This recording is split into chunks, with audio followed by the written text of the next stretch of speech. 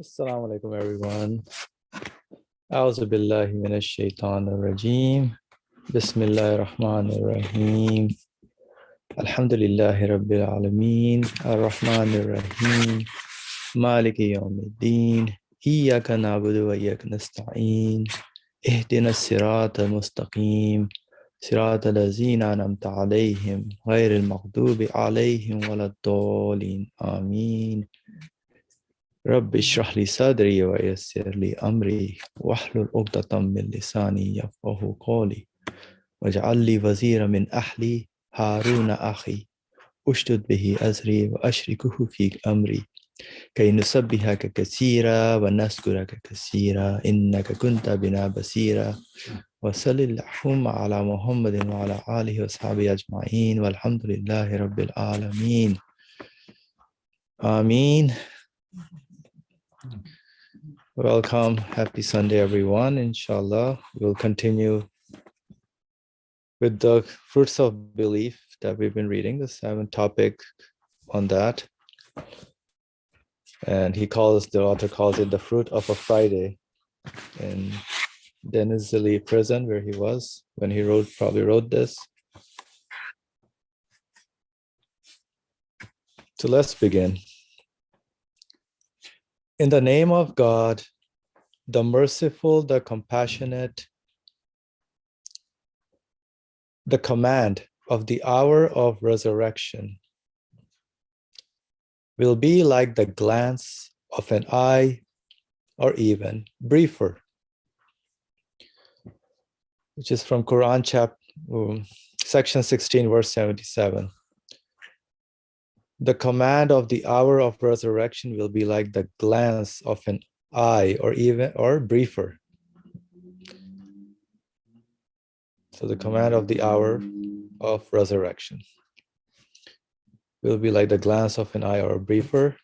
The creation of you all and the resurrection of you all is but like that of a single soul. Quran section 31, verse 28. The creation of you all and the resurrection of you all is but like that of a single soul. So look to the signs of God's mercy, how he gives life to the earth after its death. Look to the signs of God's mercy, how he gives life to the earth after its death. He it is who will raise the dead to life. He it is who will raise the dead to life, and he is powerful over all things. This is section 30, verse 50. MashaAllah, powerful verses. Tells us the reality of our existence here. The command of the hour of resurrection will be like the glance of an eye, like it just will happen. We never know it. Glance of an eye, like that, snap. Understand this. Yes. The word says, first look at the sign. Where? How he gives life to the earth. Mm-hmm. Now, in order to understand the resurrection, we have to look at how the life is given to the earth. For example, when the season comes, that's the order. Do you think creation is taking place in time, or every creature, every being in that time which has been given the capacity to be alive, all of them are given at the same time. All of them are given life at the same time. So to understand the resurrection will become very easy. Why? The one who gives life to everything without taking any time. He's not following the sequence like human us, beings. Yeah. Human beings. I can do this if I have I am busy with another thing. I have to finish with this one and come to here. If I do two things, I can't. But the creator is not like a created being. He gives life to every being at the same time when it is due. That what we are misled, or we may be misled, is the way the order acts. Order doesn't mean that the creation is taken in sequence. That doesn't mean that.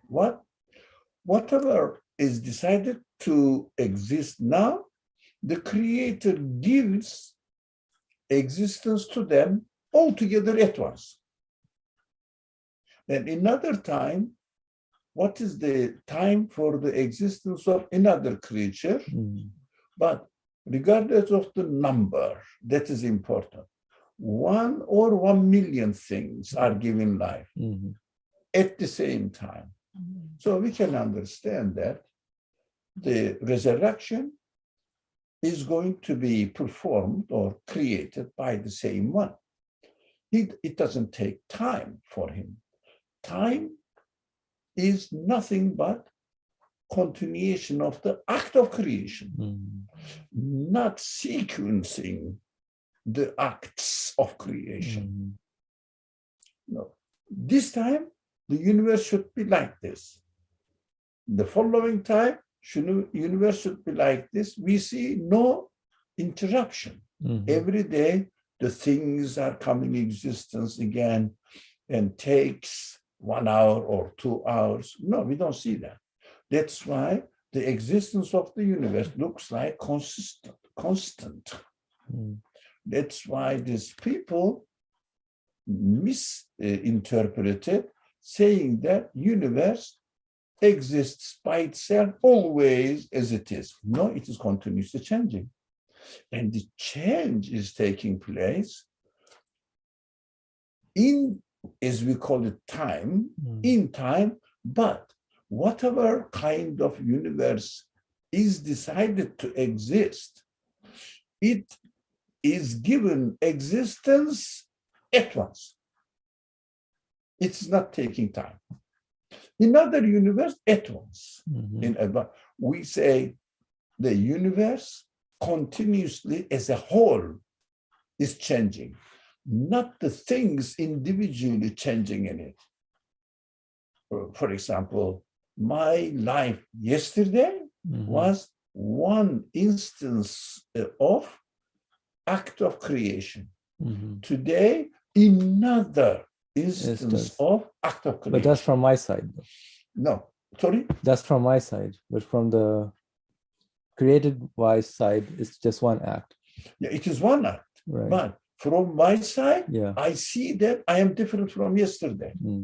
So who gave me existence as different from yesterday? It means a new creation is taking place. So we have to think about the universe as coming into existence by a one whose will operates without any time limitation. So resurrection will be easy to understand after. That's why Quran always refers to giving life and then giving death. Or giving life to death, death something beings, dead beings, and then gives and given then life. Yeah. giving death to life. living beings. It's the same thing. Yeah. Okay. Alhamdulillah. Thank you. All right, so let's continue. The prisoners in Denizli prison who were able to have contact with me read the lesson in the 6th topic I had at one time given in the tongues of the sciences to the high school pupils of Kastamonu, who had asked me, tell us about our creator. And so this was what we discussed last Sunday. where he spoke to the high school students. Yeah.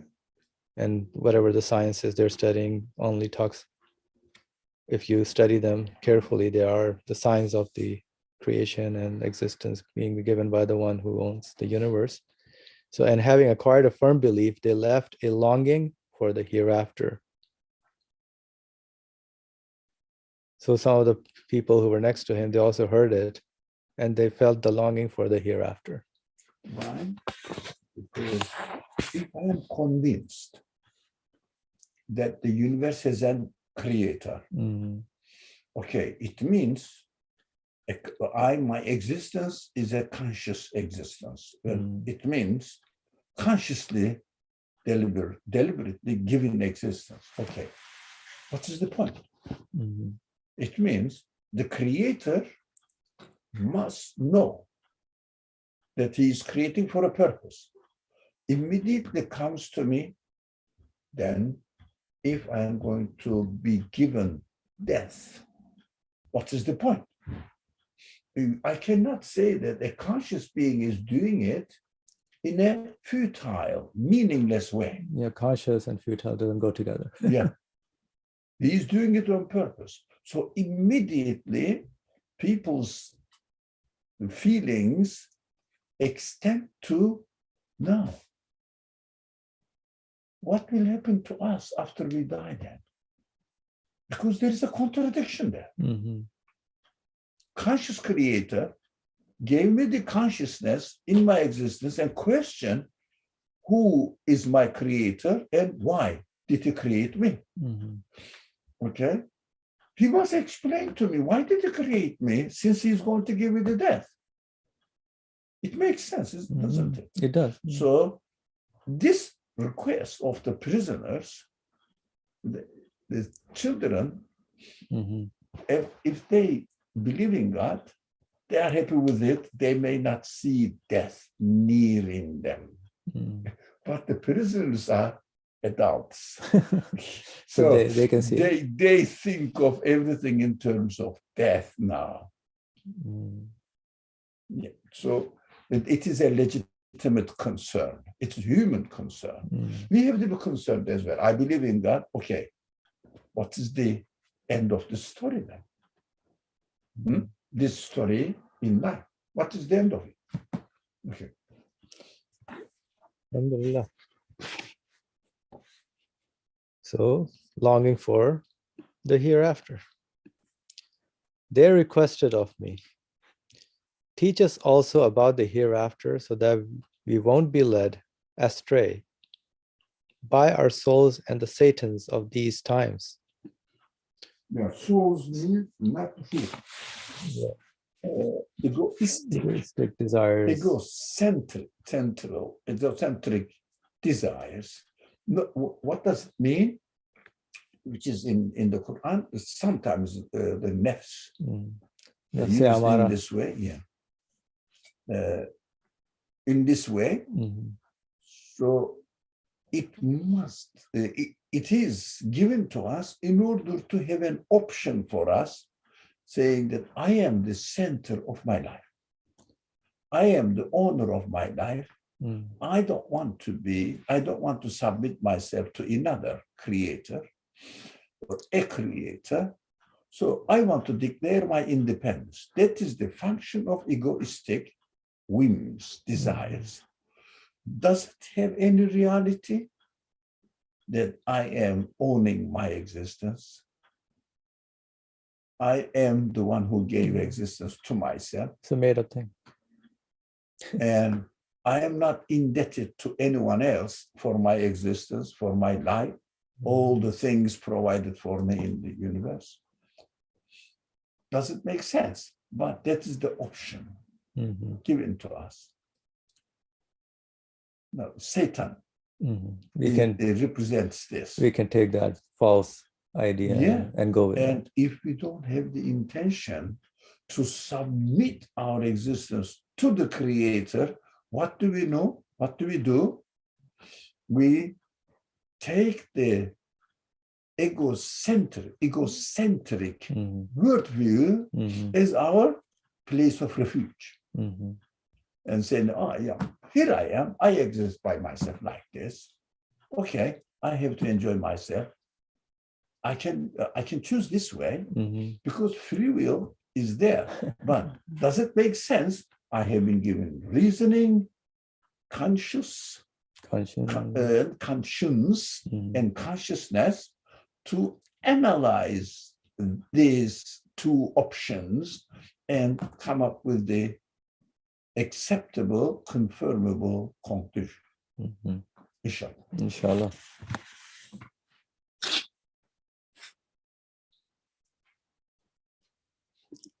All right, so teach us about the hereafter so that we won't be led astray by our souls and the Satans of these times. And they will not again be the cause of our being sent to prison. So, in the face of this request of the Risale-i-Nur students in Denizli prison and the readers of the sixth topic, need arose for an explanatory summary of the pillar of belief in the hereafter as well. And I offered them a brief summary of various passages from the Risale-i-Nur. In the sixth topic, we asked the heavens and the earth about our Creator. And they described him to us as clearly as the sun in the tongues of the sciences. Now, in the same way, we shall ask firstly our Sustainer, whom we have learnt about the hereafter, then our Prophet, then the Quran, then the other prophets and holy scriptures, then the angels, and then the universe. We shall firstly ask our Sustainer, whom we have learnt about the hereafter, so we'll ask our Sustainer about the hereafter, then our Prophet, then the Quran, then the other prophets and holy scriptures, then the angels, and then the universe. So each, confirming each pillar of belief. Yeah. Inshallah. Okay. So in the first stage, first we have to ask who our Creator is. And then he must employ somebody to teach me the purpose of my existence in this world. And this one is, these people are known as prophets. So let me see what they say. Let me see. Not imitate, let me see. And hear what they say. And then what the Quran says, the prophet comes with the message. The message the prophet brings to me, I have to ask, what do you say about the hereafter? Okay, hear it. Don't imitate, hear it. And then go other prophets, narrations from the Quran and other prophets. So when you say don't imitate it, hear it, what do you mean? See, hear, option. Yeah. Give us an option. Don't say that, oh, Quran says so, I believe in it. Okay. No. At the end, you will say, whether you are convinced or not, accordingly, you will conclude. That's why don't imitate, hear it, this is an option. Okay, give take it the to option, yeah. And then ask the angels. This is important. What does it mean? Angels, the angelic side of the existence of this universe. It means how the universe comes into existence, and is there any meaning in its existence? Can I see the universe from the meaning side of it? For example, a simple example, the bird or a flower, beautiful flower, let's say. I'm looking at a rose now. I can see or look at the rose from two different perspectives. First, in order to count the petals, is it petals? Petals. Yeah. Petals. Petals of the rose, or how long does it live, or measurement of the rose, or which season it comes out, but that is one side of the matter. But see how you love it, how its existence is arranged perfectly in harmony with the universe, the other creatures, and at the same time with the harmony of my feelings, my emotional interest in it. So the way it is given existence releases the news about its creator's qualities, because the material side of the rose cannot be responsible for the existence of the rose. That is why it is important to look at the angelic side of the creation and then go and look at the universe. I mean, from its material appearance, time and space-wise, how it is arranged. It doesn't look like it is an accident. Does it look like at all that it may be happened by itself? Look at this. As a human being, don't condition yourself. And then come back to the beginning. If you understand that the universe is a creator, you will say that the witness is, the universe is witnessing to this creator with its infinite qualities. So the prophets are teaching this creator of the universe. The Quran is teaching us how I can communicate with the creator of the universe and get to know him with his qualities. And the other prophets also the same message, essentially the same message. And the angelic side also witnesses the truthfulness of my conclusion by looking at the universe. At the end, under the witnessing of the universe itself, I can confirm all the previous stages and conclude that there must be an eternal life, because the absolute creator cannot do vain actions, futile actions. There must be a purpose. If he created me with the love for eternal happiness, but this type of creation doesn't let me enjoy it,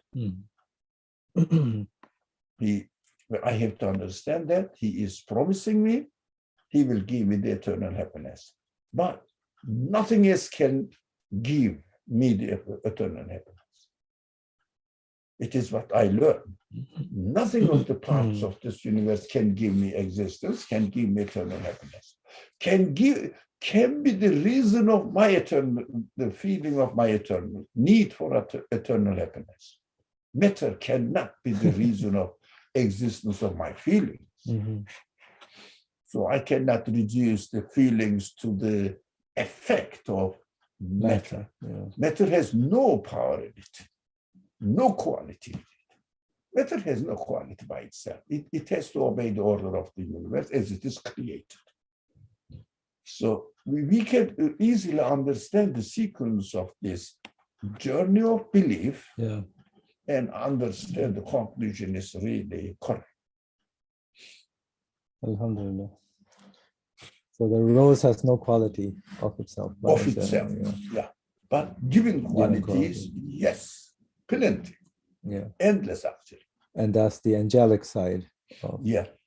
So when I look at the rose, its existence there helps me understand the angelic side and the owner of the angelic side, God. So from there I conclude there must be a purpose.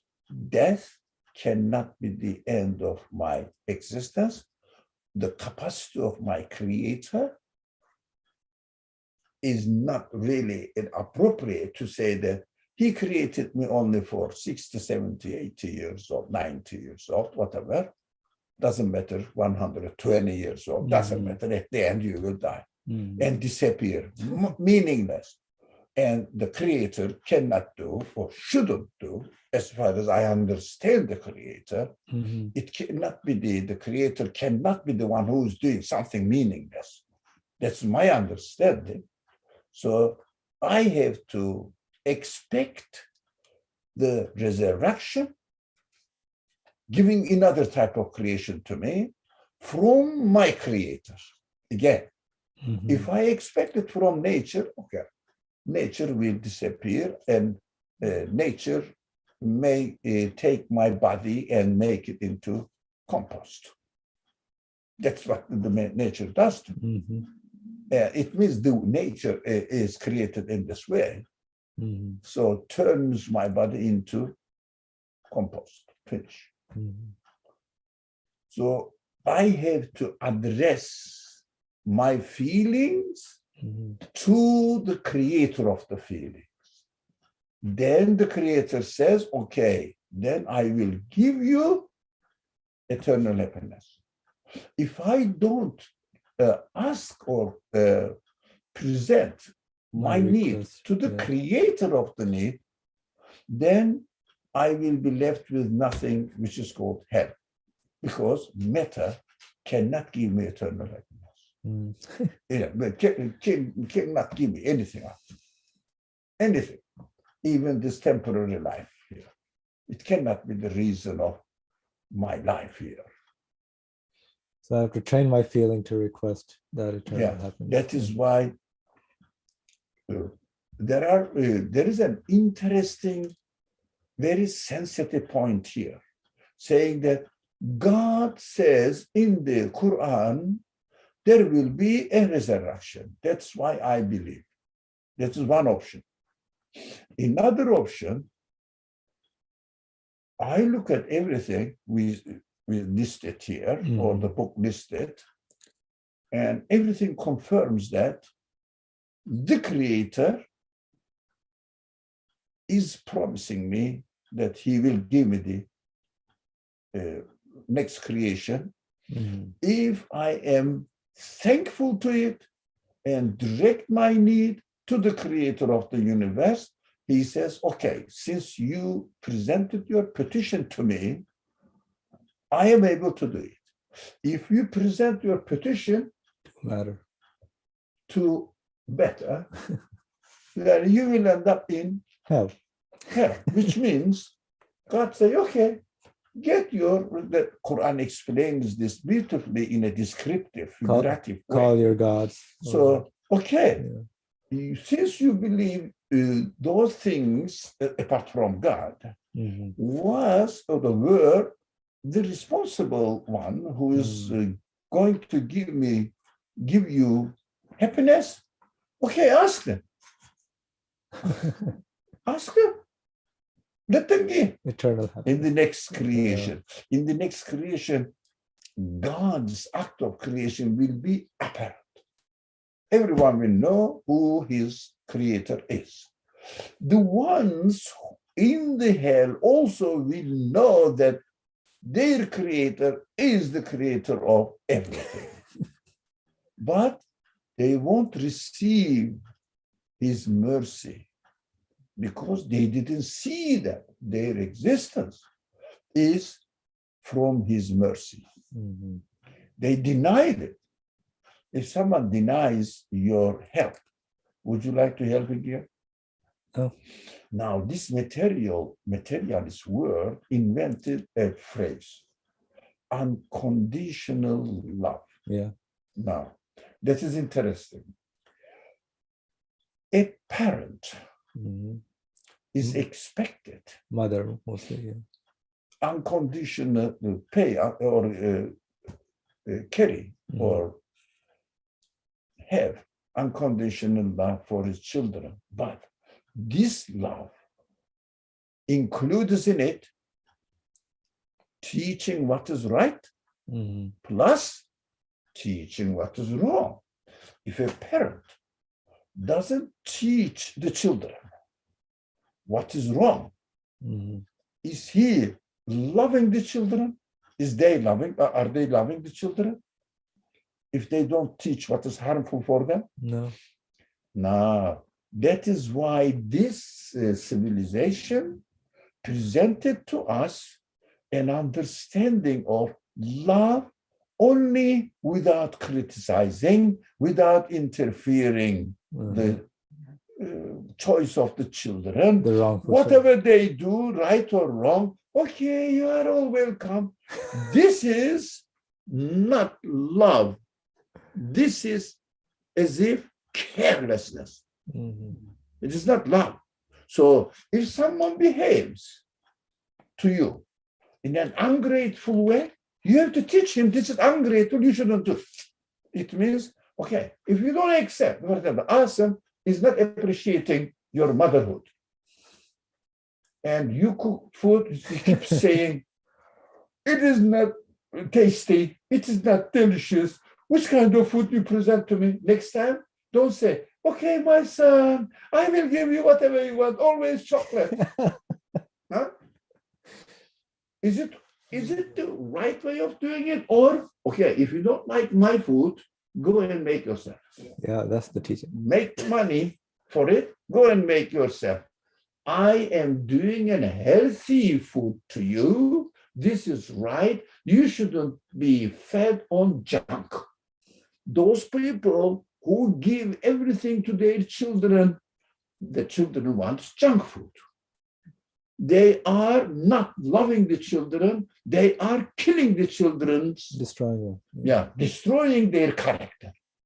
So you have to teach Asim that, okay, if you don't like my love to you, go and do it yourself. Get out of my house. That's it. Okay. Okay, mashallah. That is love. That is the wrong. To teach what is right, what is wrong. So the Quran always teaches what is right, what is wrong. Always. For example, rewards the believers with paradise. No, there is no in between. Give us the bad news. Sometimes it says this is a good news for them. Hell. For those people who don't appreciate God's mercy. We have to understand that love requires two things at the same time. Yeah, teaching what is right and also teaching what's wrong. That is the spoiled nature of this materialist society, materialist philosophy. So children are spoiled. They don't like food. They don't like, you give them a room. You say, you didn't give me the biggest room. Yeah, that is what's available. And you didn't pay me attention. Not why? I have to pay attention to you only. Forget about the rest of the family or friends or relatives. No, you should be grateful whatever I give you. You have to teach them. So spoiling the child is not out of love. Spoiling the child is harming the child. We have to understand that it's not love. Yeah. Now, God loves the creatures, his creatures. Yeah, he's given plenty. But if somebody denies God, does he give him a pleasant life? No. He's always in complaint, despair, hopelessness, meaninglessness, miserable life. Because matter is going to leave him alone soon. He knows that. Every human being is conscious of it. So you see, God teaches us really in both ways as a result of his unconditional love. Oh, man. We have to define unconditional love correctly. MashaAllah. Inshallah. Inshallah. Unconditional love, guys. All right, so checking anyone who has, if there's any comment, just go ahead.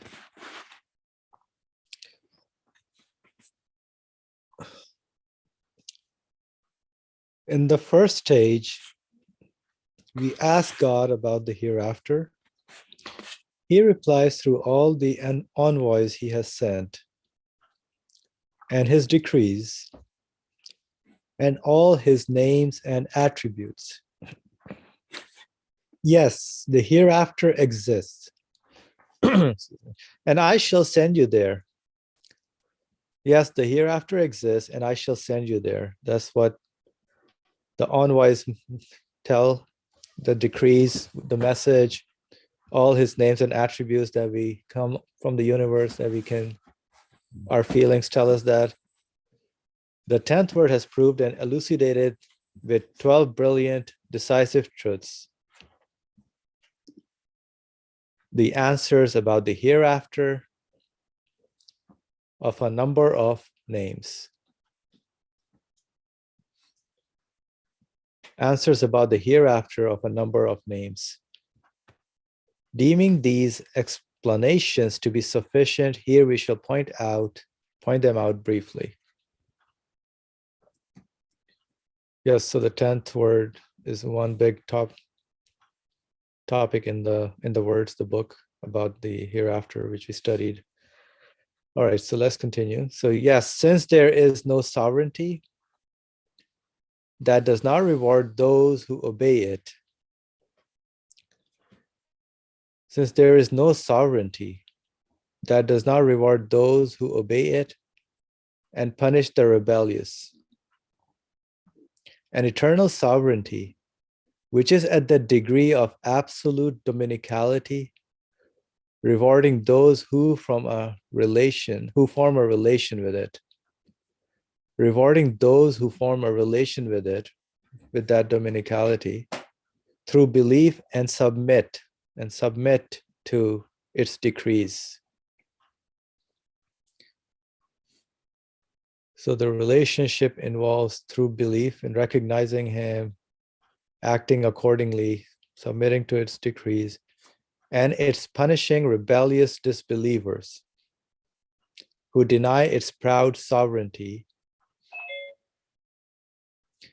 will be in a manner fitting for its mercy and beauty, its dignity and glory.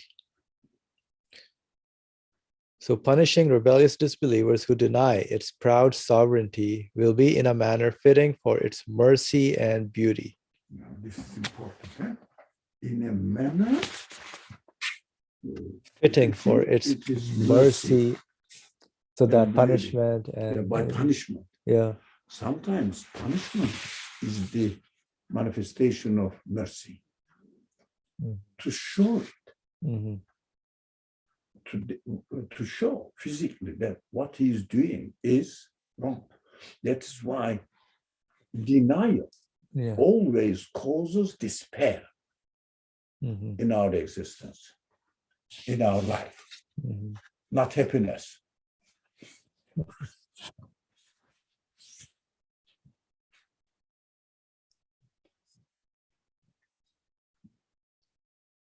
Yeah, so fitting for its mercy and beauty, its dignity and glory.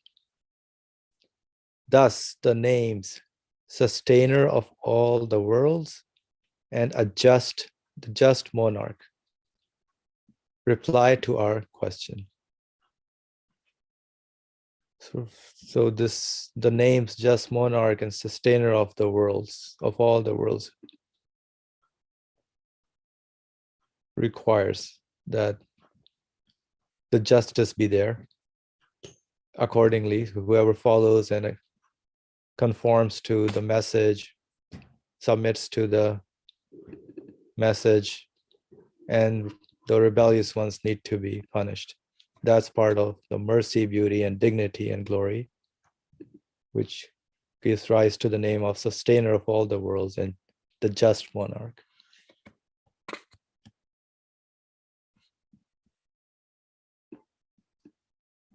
All right. So just comment if you guys want to share anything. Also, that unconditional love is very good discussion. I thought, that's still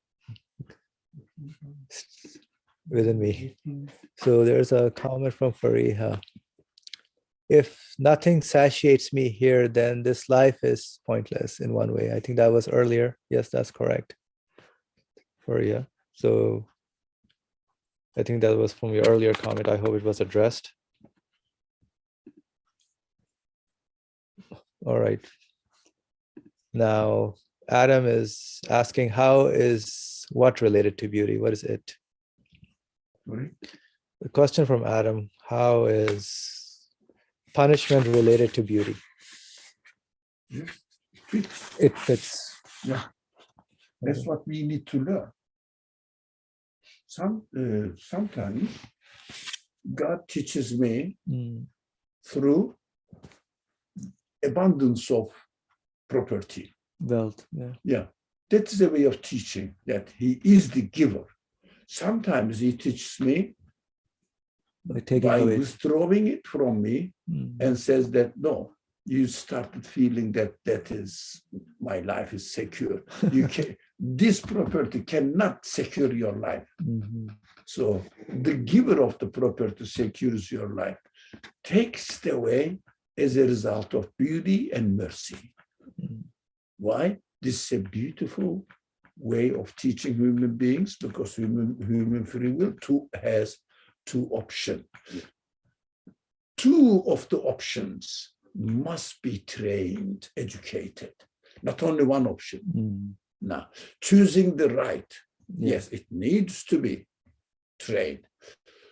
Avoiding the wrong, it needs to be trained as well. That is both for educational purposes. We have done that study. Inshallah. So I hope that addresses the comment on the chat. If not, please, you can continue asking whatever or mentioning whatever. So I'll continue. Also, we see as clearly as the sun as daylight. We see as clearly as the sun as daylight, a general mercy and all-embracing compassion and munificence on the face of the earth.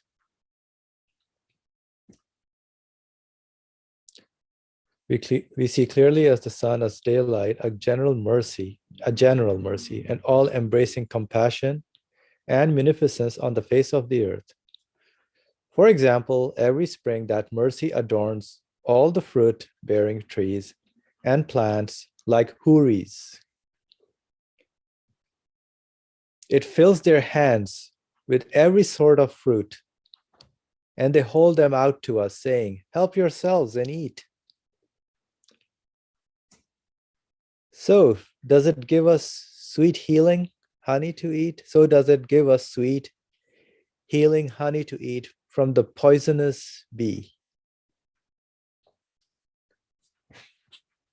So does it give us sweet healing honey to eat from the poisonous bee, and dresses us in the softest silk by means of a handless insect. Softest silk coming from those silkworms.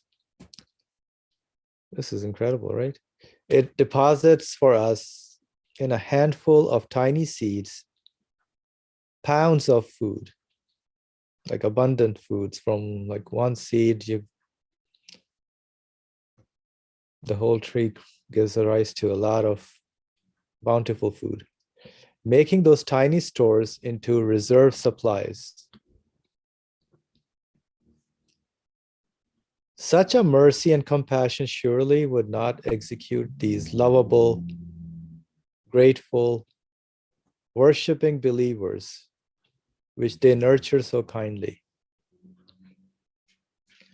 Such a mercy and compassion surely would not execute those lovable, grateful, worshiping believers, which they nurture so kindly. They rather dismiss them from their duties in this worldly life to bestow on them still more brilliant instances of mercy. And in so doing, the names of all compassionate and munificent answer our questions.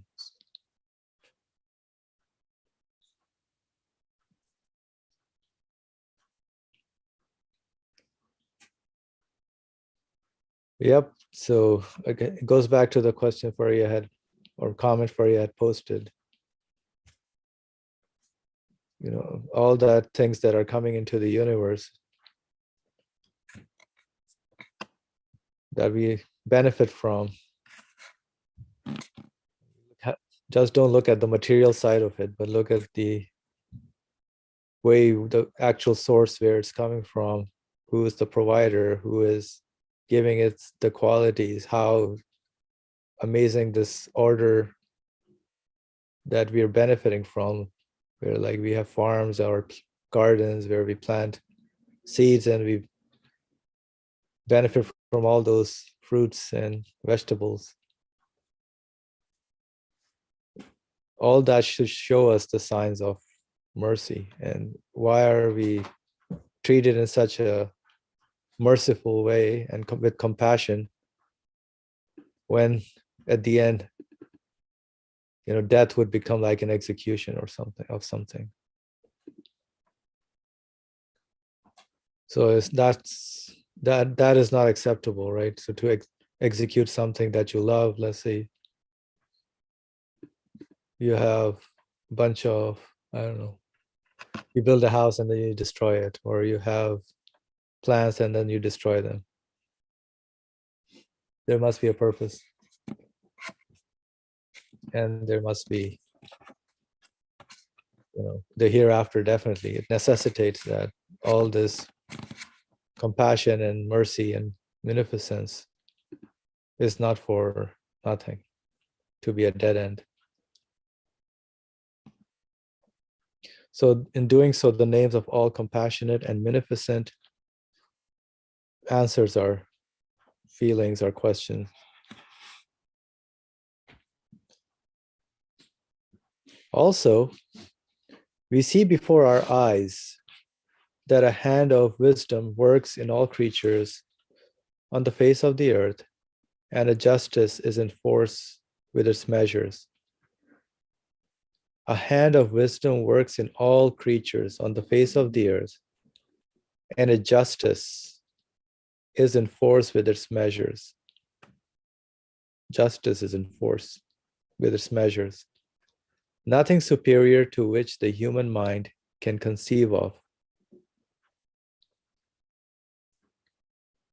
We see that a hand of wisdom works in all creatures on the face of the earth, and a justice is in force with its measures, nothing superior to which the human mind can conceive of.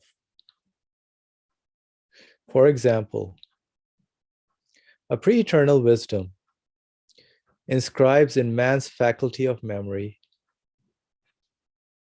which is one instance of wisdom in his thousands of faculties and physical systems, and is as tiny as a minuscule seed.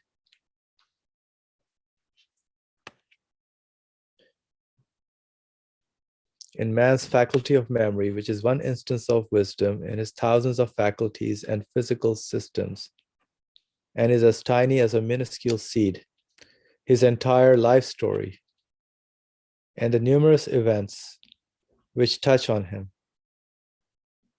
Numerous events which touch him, making it into a small library. He then places it in the pocket of his mind as a note from the register of his actions, which will be published for his judgment at the great gathering. Oh my goodness. Why is it registered there?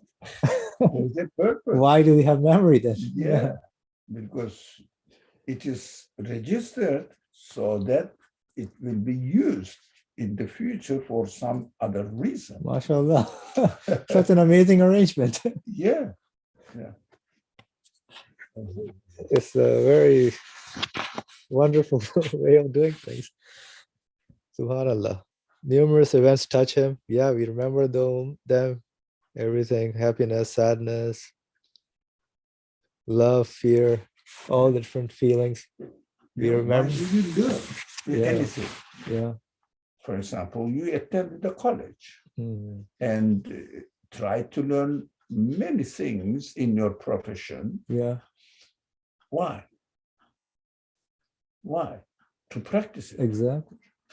Why your memory registers all the past events, and then it's a sign that the creator also, the creator of your memory, is also recording everything in a very tiny thing. It doesn't need a big thing. Nowadays, somebody may say that, the chips, silicon can do that.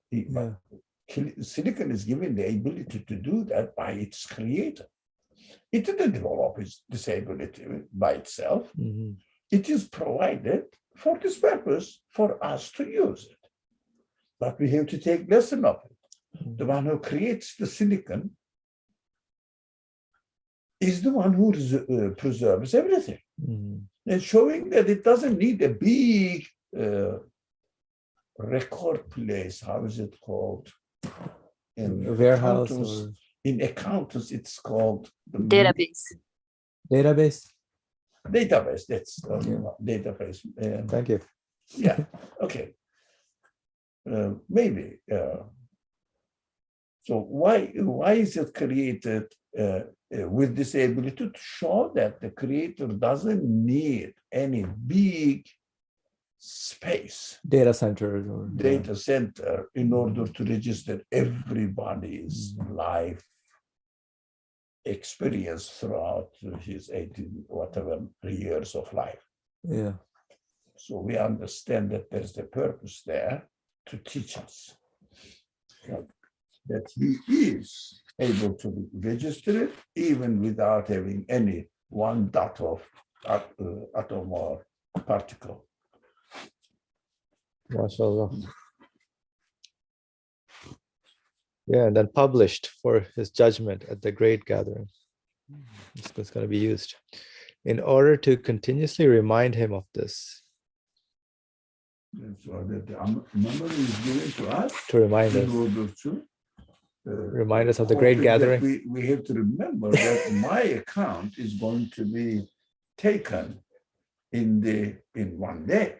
Now, when I die and finish, what is the point? Yeah. So not just the IRS will have my account, but everything. I'm just kidding. Financially. Okay.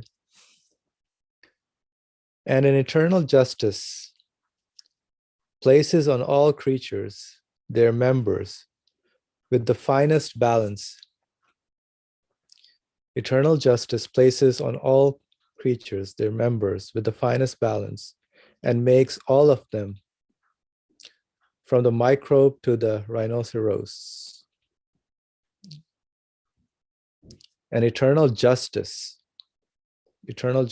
places on all creatures their members with the finest balance and makes all of them, for example, the microbe to the rhinoceros, the fly to the seamark bird, and from a flowering plant to the flower of the spring, which opens thousands of millions of flowers in the spring, with a beauty of art and balance, with no waste within a mutual proportion, equilibrium, order, and beauty. All qualities, proportion, equilibrium, order, and beauty is all eternal justice. It gives all living creatures their rights of life with perfect balance, giving all living creatures their rights of life, rights of living with perfect balance, and makes good things produce good results and bad things, bad results in bad results. That's the balance. Good things and good results produces good results. Bad things produces bad results. Good choices must be appreciated. Bad choices must be rejected. So balance. perfect balance. Yeah. And since the time of Adam, it has made itself felt forcefully through the blows it has dealt to rebellious and tyrannous people. Mhm. Certainly and without doubt, just as the sun cannot be without the day, so that pre-eternal wisdom and eternal justice cannot be without the hereafter. Yeah. Yeah. Actually, we can easily understand. This is the problem still remains in my mind. How we can really reconcile punishment as a functioning of love. Now, Because of our If- culture, yeah, it seems to be Yeah. contradictory. yeah, If somebody really harms us, transgresses our right, terrorizes Mhm. our life, Mhm. and takes away, invades my house and enslaves me in my house. What do I wish? If only there was a powerful institution, or I was powerful now. I will show this guy what he is doing to me is wrong. So why don't you love this guy? A person declares war for the benefit of my nation, says Yeah. my nation, and destroys millions of other nations, children and people. Mhm. And can you say that? Of course, we have to love these people as well. They want to work for the benefit of their nation. How about the other ones who are losing their lives, their properties? They destroyed Iraq completely. Mhm. Innocent people are not suffering from it. Yeah. Millions of people died because of the lack of medicine. Yeah. Why don't you think of these people? So justice is the result of absolute wisdom, and balance is there in justice. Mhm. Balance. Mhm. If we don't understand this, it means I will do everything in the world. No one will punish me.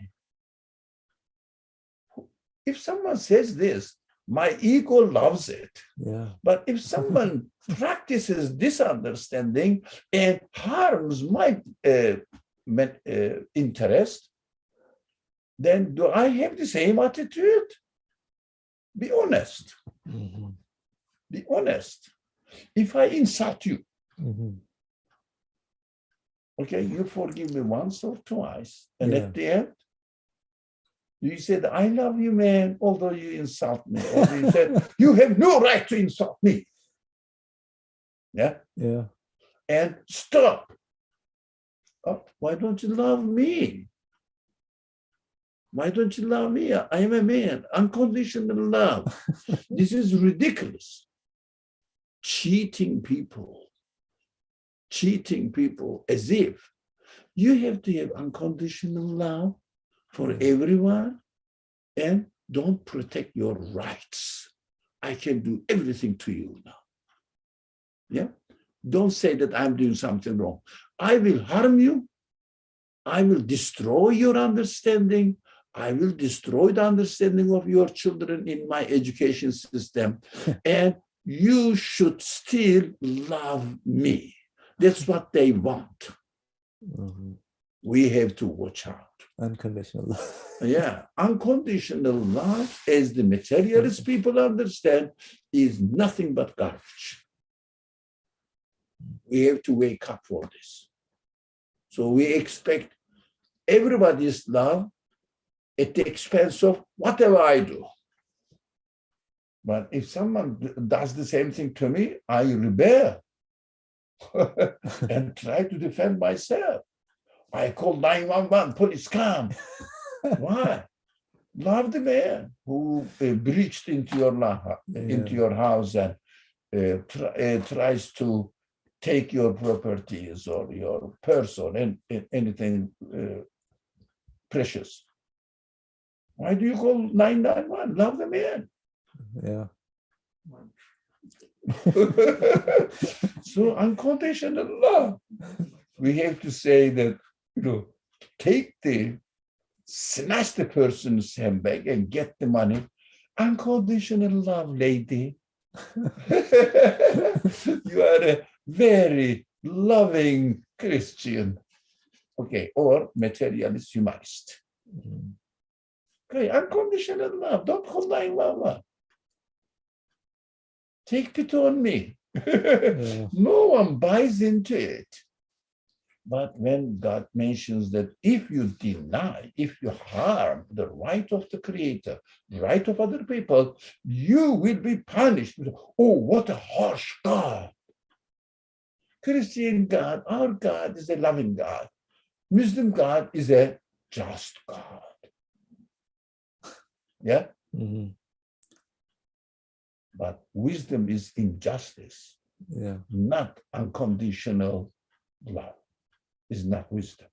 We have to understand this.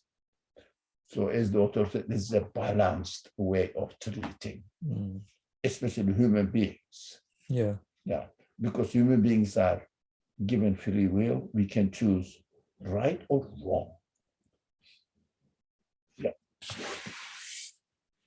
Alhamdulillah. So there is a hand up. Farah, go ahead. There's one aspect, I guess, of this concept of unconditional love that perhaps within the framework of materialistic thinking still is problematic, but it's also understood to do something without expecting anything in return per se. So you will, do something out of your, just again, it is problematic, still problematic to say that you do something just out of love itself, because that also does not make sense to do something just because we call it, refer to it as the reason being just love itself, like, love being the source of the act itself, but it has an implication of or a meaning of doing something without anything in return.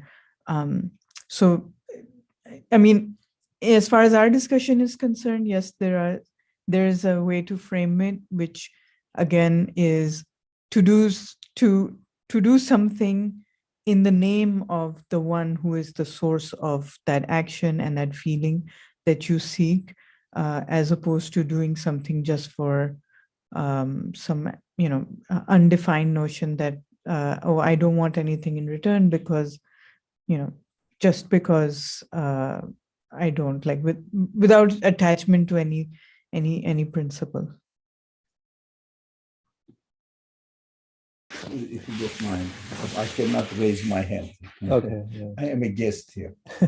We shouldn't confuse this unconditional love or really abuse of unconditional love with doing something with no expectation in return.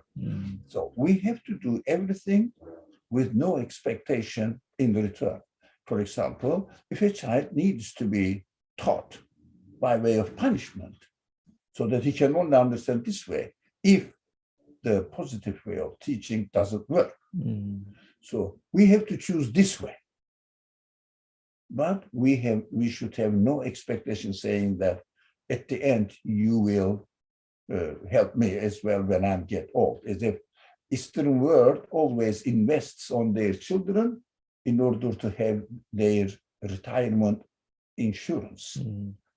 Then these children will take care of them when they grow. That is expectation. It shouldn't be. God will take care of it, don't worry. But how about the most misunderstood concept as far as the Quran is concerned, is why God expects us to worship him as a result of his treatment of us in a so generous and so wise way. Okay. When he punishes me also, he is wisdom. Okay, but he's expecting me to acknowledge him. Now, acknowledgement is not going to add anything to the creator. That is what I need. That's my need. Yeah. If I deny myself, therefore I deny my need, then God says, you punished yourself. That's why Quran always clarifies by saying that when you go to hell, you will find what? Fools and men, human beings. Oh, it means I bring myself into hell, and my fuel is my mistreatment of my reality. So, for example, if someone takes my property, I rebel. Now, I call 911 to get it back. Yes. Right. Okay. How about taking the property of the creator and attributing it to something which has no existence whatsoever, which is called in the language of the Quran, idol. Nowadays, the idol is nature. Now, giving to nature. As far as I am concerned, God must remind me in this word, saying that you are stealing my property, you are being ungrateful towards my mercy to you, the creation is mercy to me, so that I will benefit from it. Rejecting my mercy and attributing it to nature, in the hereafter, I will refer you to nature and satisfy yourself there. What does it mean? Not that God is not giving because we didn't return in a positive way. No, God says, okay, what you preferred, you will be alone with what you have preferred in the world. So that is the result of my choice. If you like, this is not the result of God's choice, but as far as the creation is concerned, yes, it is the result of God's choice, depending on wisdom, depending on his wisdom, his mercy. Because if he treats me and those people who try to mislead me and deviate my understanding from my connection to my creator, I would see them enjoying their existence in the universe as much as I am. And I would say, which kind of justice you have, oh my creator? These people try to harm me. I need my right to be justified. It means paid back. Because it is my right to have both options at the same time. Now, they are, for example, what is going on in the world?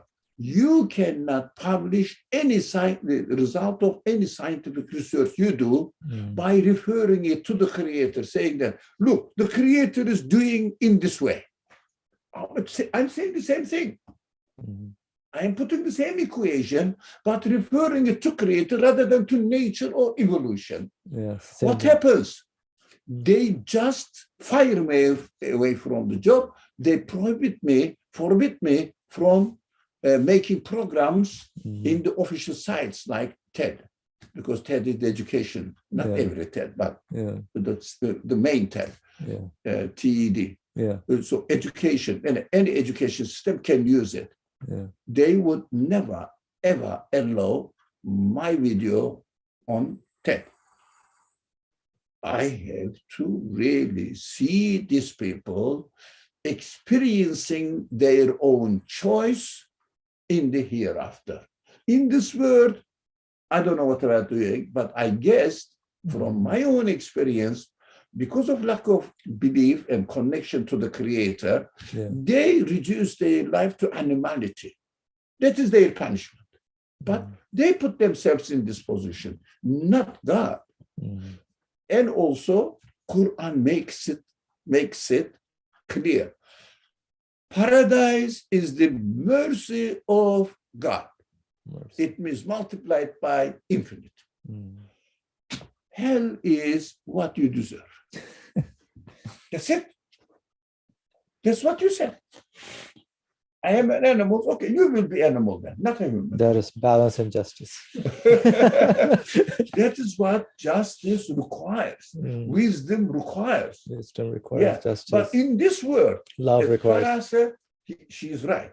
I have to do everything in terms of love, sometimes encouraging, sometimes punishing. Mhm. This is the requirement of love. Of this world. Now, here. And I should not expect anything in return. Correct. Yeah. That's Allah's gift, not mine. Yeah. That is correct. But it shouldn't be misplaced. Mhm. That's what usually people misplace it. Mhm. That is my attitude. But those people who harm others, I cannot say them that they shouldn't really punish because God shouldn't expect anything in return. No, God is not expecting anything in return. Mm. They put themselves in this prison of hell.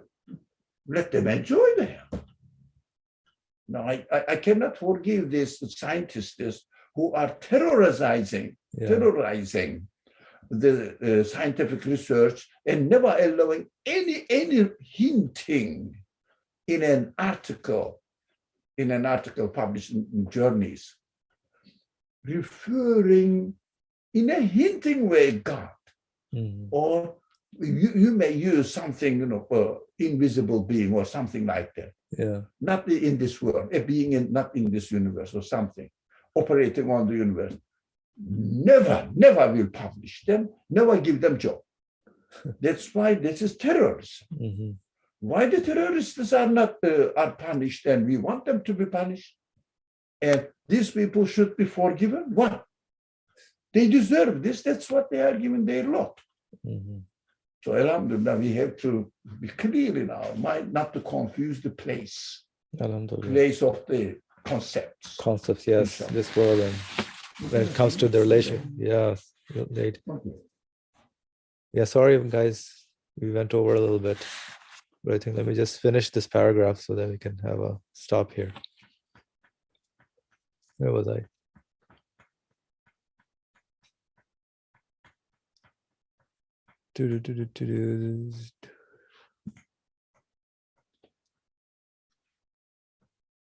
Yeah.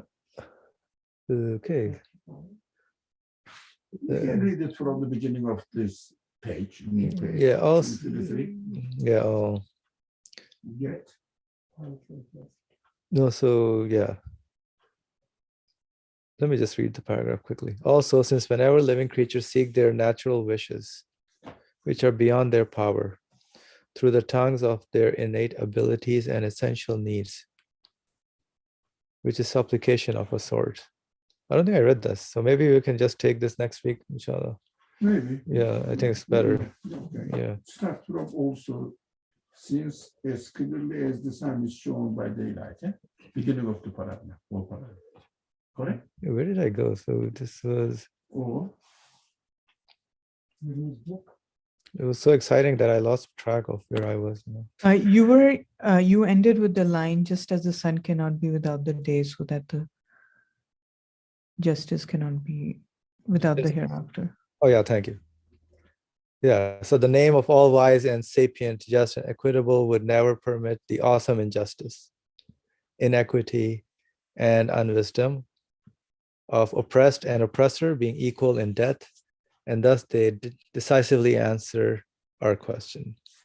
So whatever, yeah, thank you for reminding. So the names of all wise and sapient, just and equitable would never permit injustice, awesome injustice, inequity, and unwisdom of oppressed and oppressor. All right, I think we can stop here, inshallah. Thank you, everyone. Bismillah ar-Rahman ar-Rahim. Subhanaka la ilma lana illa ma 'allamtana innaka anta alimul hakim. Wa akhiru da'wahum alhamdulillahi rabbil alamin. Bi hurmati